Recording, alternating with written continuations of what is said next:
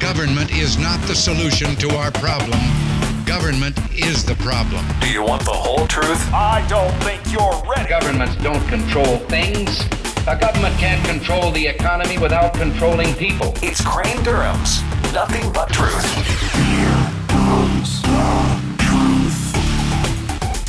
Well, good evening, good afternoon, wherever you are.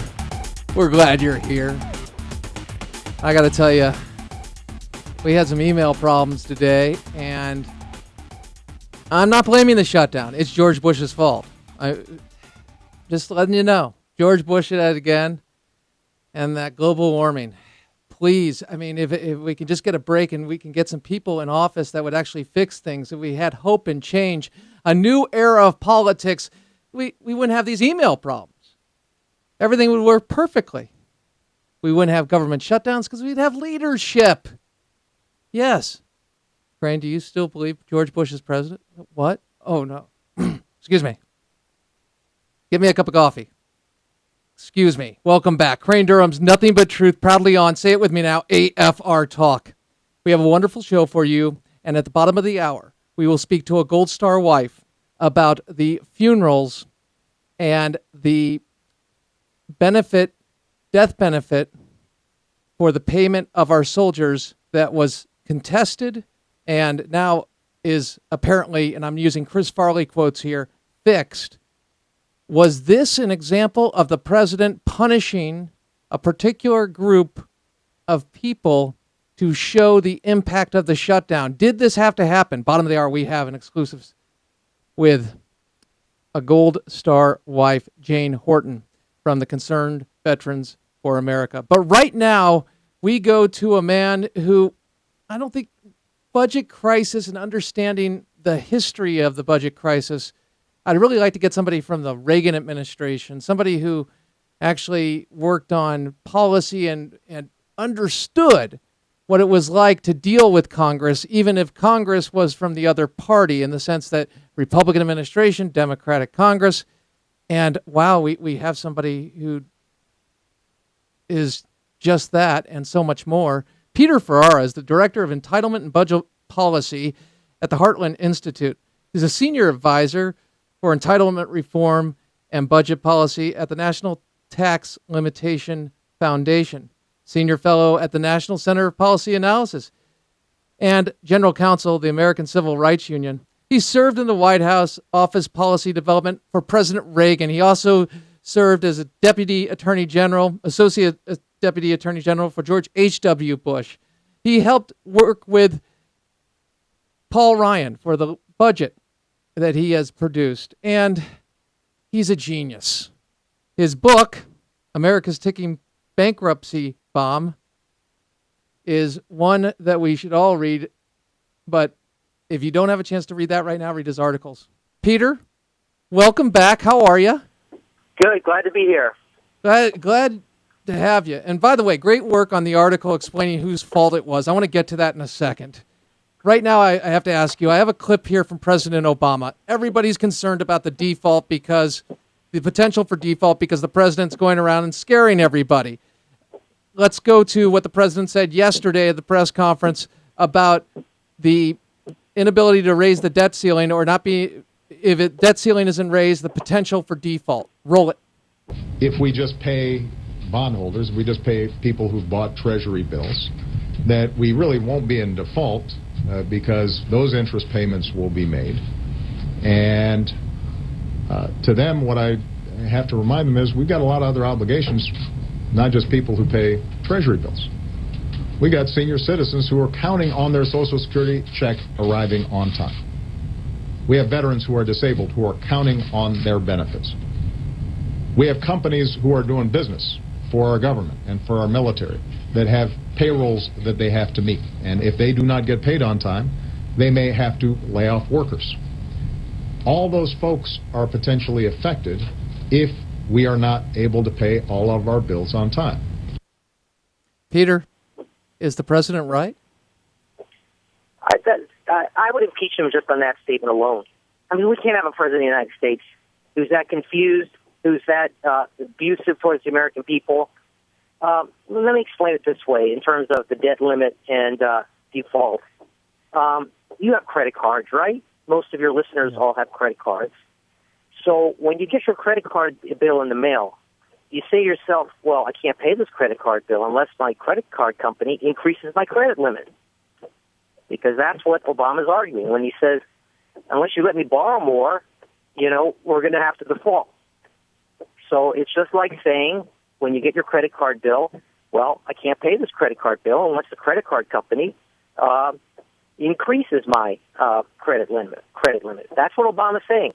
That's the argument he's making on default, and saying that unless you increase the debt limit so we can borrow more, then that means we're defaulting on the national debt. No, it doesn't mean that. It has nothing to do with that at all. And the president is just abusing the American people with this dishonest rhetoric, which is deliberately intended to confuse people who hear him. He's counting on enough people being at least confused that he can prevail in the overall political contest. And basically, almost everything he says is what I have called calculated deception. It's calculated to deceive you into supporting his Marxist political agenda. And okay, but Peter, the question is, what about the Social Security checks? He did this during sequester. He did it before sequester. Tell me, will seniors get their money? Well, that's even worse. What he says about Social Security is the House should send him a letter, just a letter. Mr. President, if you do not pay the Social Security benefits on time, we will impeach you. Period. Sign John Boehner. That's it. Please do not reply. We won't accept replies to this. You pay the Social Security benefits or we impeach you. So what is the president saying? We have to borrow money to pay the Social Security benefits? Is that what he's saying? Is that what he's saying? We have to borrow more money to pay the Social Security benefits? Haven't we already been paying for those Social Security benefits for decades and decades? Haven't the senior citizens paid for those Social Security benefits for their entire lives? Is there not a special tax that's dedicated to pay for Social Security benefits? So the president's saying, "Oh no, we gotta borrow money to pay the Social Security benefits." So would we be able to real quick, Peter? So basically, what you're saying is, not only will we have enough money to pay the interest on the debt, but we will have enough money to take care of the entitlements that are supposed to go out regularly. Not necessarily every entitlement, but Social Security is the one you mentioned. There's a special dedicated tax for Social Security, and so that tax revenue needs to be used for Social Security. And the president doesn't have any discretion over that. The law requires him to pay Social Security benefits. But this is what I mean when we say we've got a lawless president who's not obeying the law, and he does this on a daily basis.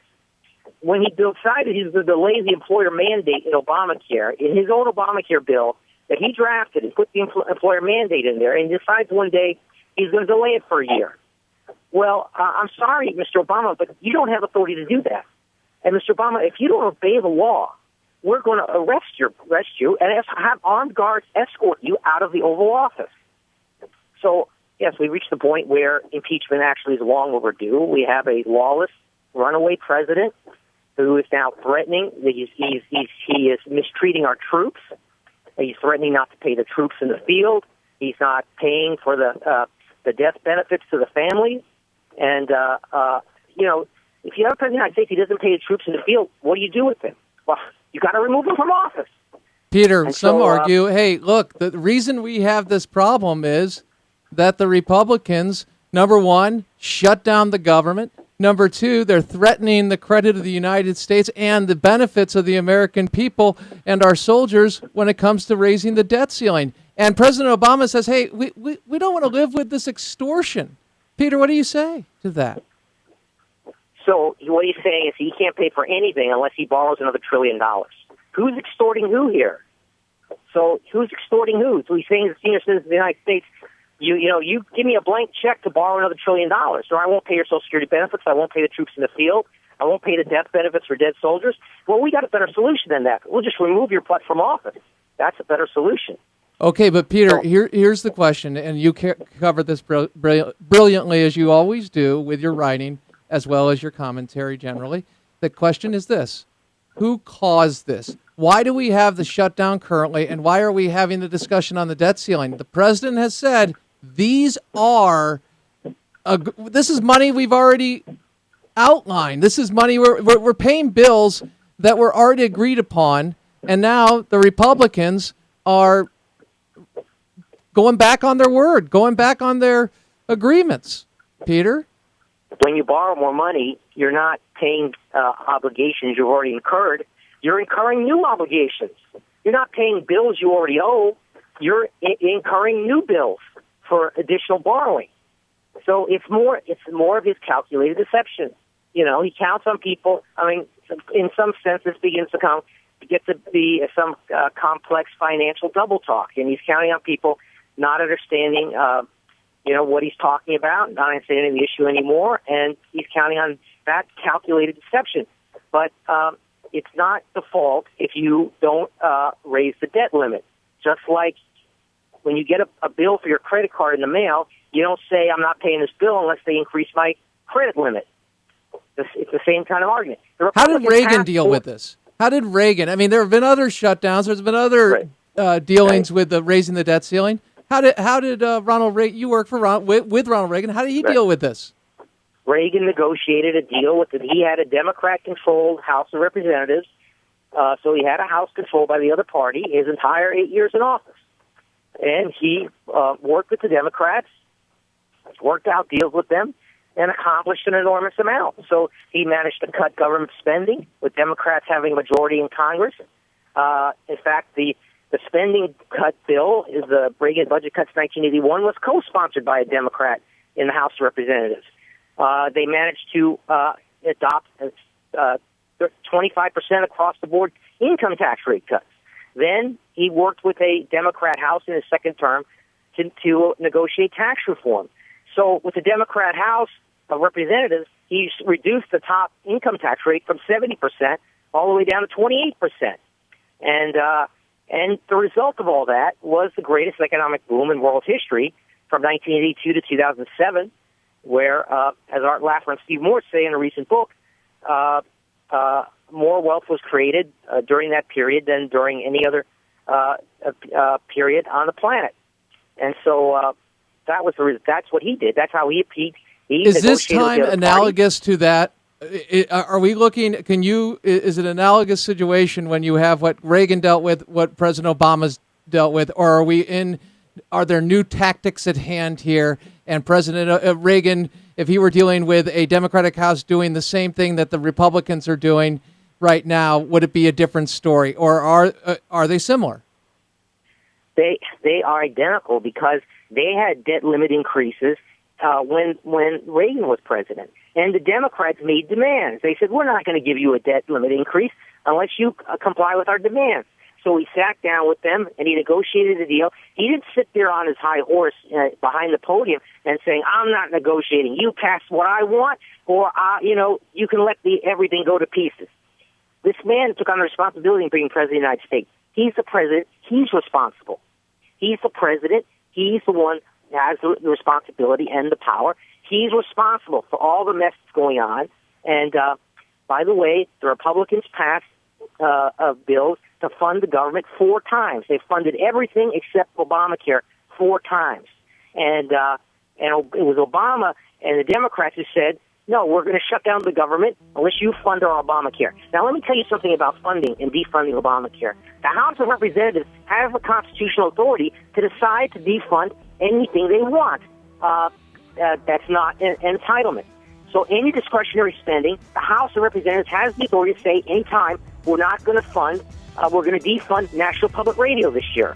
We're going to defund public television. And any discretionary item in the budget, they have the authority to defund it at any time. And that's what they were talking about here, was defunding the discretionary parts of Obamacare.